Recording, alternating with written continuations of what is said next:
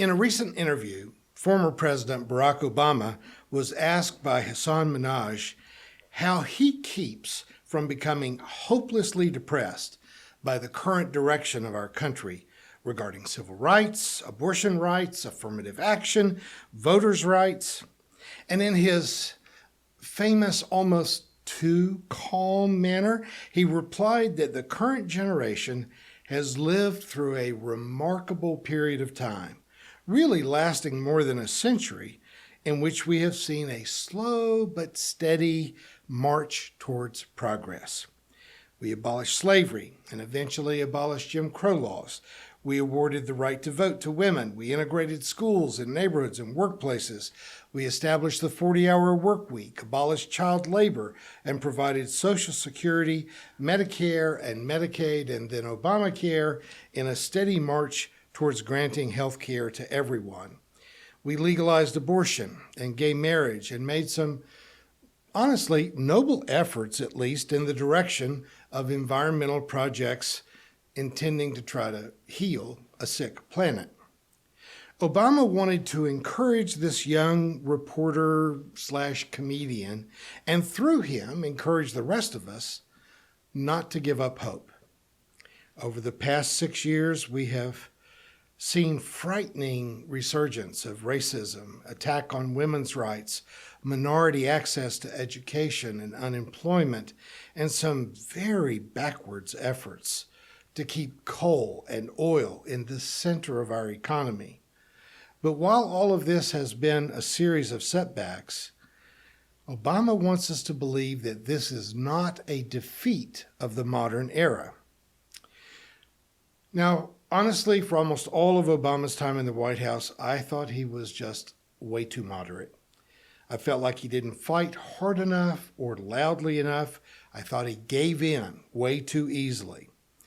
I thought that when Mitch McConnell refused to hold hearings on his nomination of Merrick Garland to the Supreme Court, that this was a direct assault on our Constitution and the democratic government that it establishes.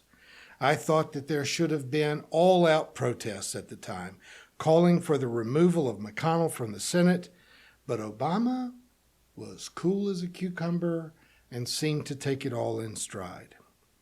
And if I may be so bold as to say 7 years after the showdown over Merrick Garland, I was right, and Obama was wrong. Failing to get Garland on the court ended up allowing Trump to appoint 3 right-wing justices who have now created a supermajority on the Supreme Court, which has been very busy dismantling American democracy. I was comforted by Obama's perspective that this past decade is not necessarily the end of progress in forming the kind of democracy that could legitimately boast of liberty and justice for all. But it's clear that there are forces at work that really do intend to turn America into a fascist state that serves the interests of the wealthy and powerful, and for the most part, the white and male members of society. Still, as ironic as it may be that it came from Clarence Thomas, but Clarence Thomas added to the decision to overturn Roe v. Wade his opinion that the court must also reconsider decisions made that legalize gay marriage and, get this, legalize contraception? It's unimaginable. And I suspect that the only reason he didn't mention the loving decision that legalized interracial marriage is because that would have affected his own marriage. Although, if I were married to Jenny Thomas, I would be looking for any exit available. But I digress.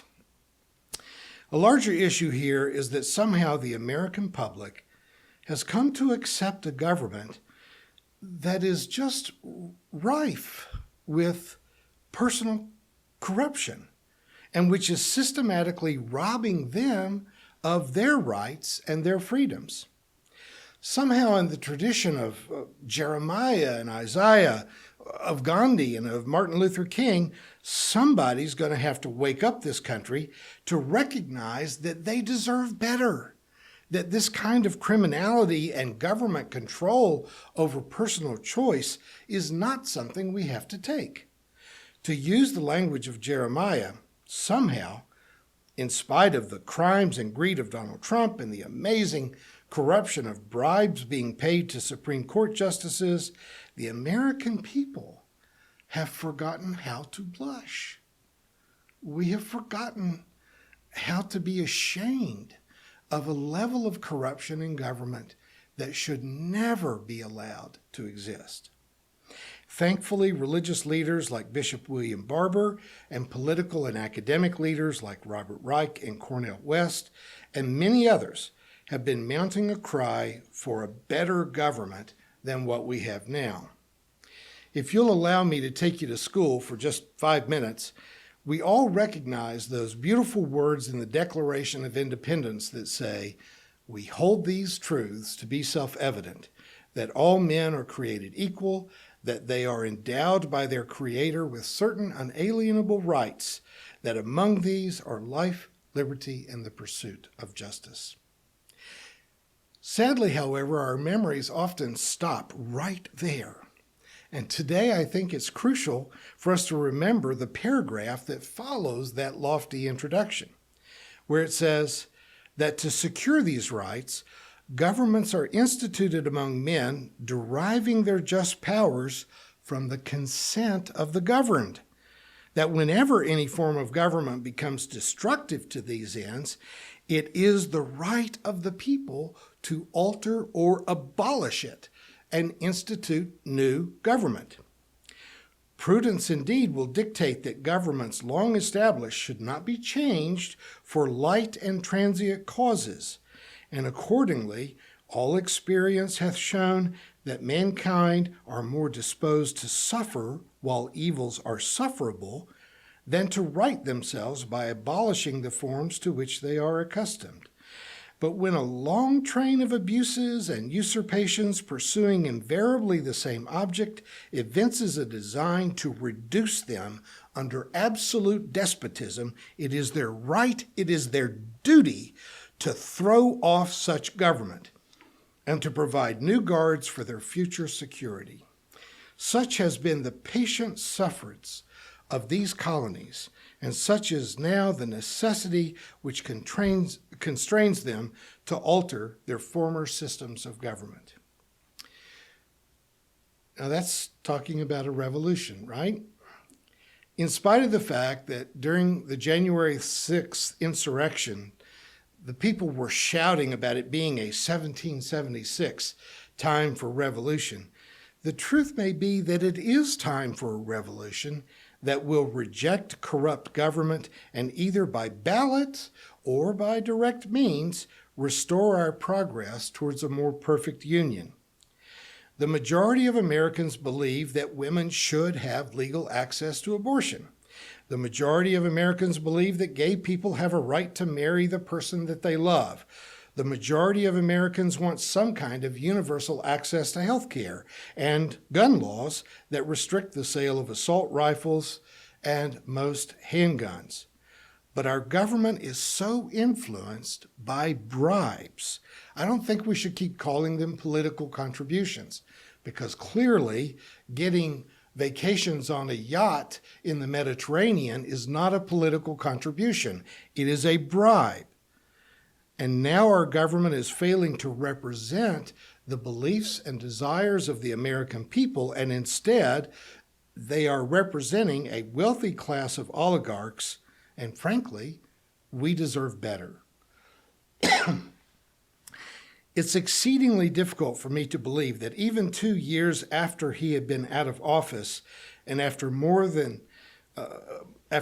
criminal indictments against him than ever boasted by Al Capone, we stand a reasonable threat that Donald Trump may be returning to office just 18 months from now. But whether he can win the next presidential election from a jail cell or not, his 3 appointments to the Supreme Court, Gorsuch, Kavanaugh, and Barrett, are working in concert with 3 previously appointed right-wingers to dismember our representative government and our modern expectation of constitutional rights. And may I remind you that these justices were not chosen just for their right-wing beliefs, but also for their relatively young age, so that they can extend Trump's influence over our government for decades. Remember that Clarence Thomas was appointed to the court more than 30 years ago, and he shows no inclination to retire. To an absurd extent, we are being ruled by a class of people who believe that they are somehow above the law, above ethics, above even the national interest, and they are somehow entitled to wealth and power denied to the rest of the nation. When Donald Trump repeats in his cult-like political rallies that he's done nothing wrong, I think he might actually believe it. He repeatedly called for his political rivals, both Hillary Clinton and Joe Biden, to be locked up for things that they demonstrably did not do, but which Donald Trump has done repeatedly. He just doesn't believe that it's wrong when he does it, but it is wrong when anyone else does it. We've heard a lot about how our Supreme Court has refused any accountability for the millions of dollars in bribes they have greedily taken, while judges in every other layer of our justice system are held to published ethical standards, the violation of which can have them immediately removed from the bench. Let me just give you a quick overview of what we're talking about. Harlan Crow, an American billionaire, befriended Justice Clarence Thomas 30 years ago, treating him to vacations on his yacht, flights on his private jet, lavish vacations at his private resort, where he also brings in billionaire buddies to hobnob with Clarence Thomas, who have cases before the Supreme Court.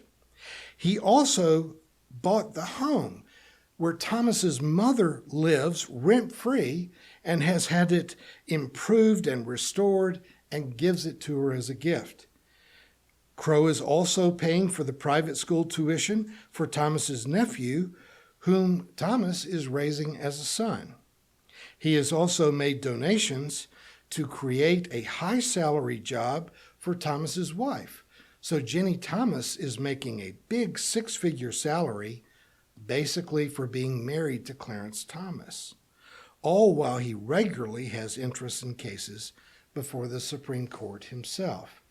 This could not be more obviously a violation of ethics.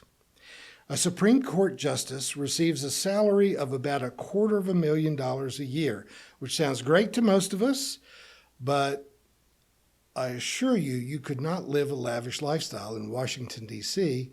on the strength of that salary. Thomas, however, lives like royalty because of these bribes which far exceed his legal salary by many times.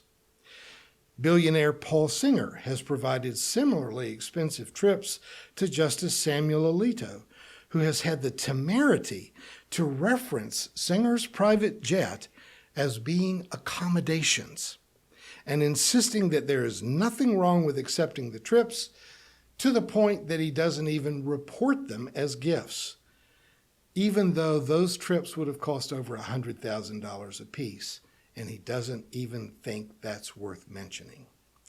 Chief Justice John Roberts has refused to be either questioned by Congress or to reprimand either Thomas or Alito for their obvious acceptance of millions of dollars in bribes.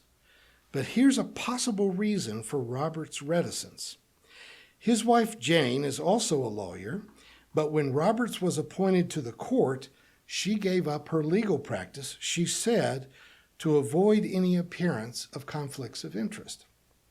However, she took up a job as an independent recruiter, finding new talent for law firms, specifically law firms that will have a case before the Supreme Court.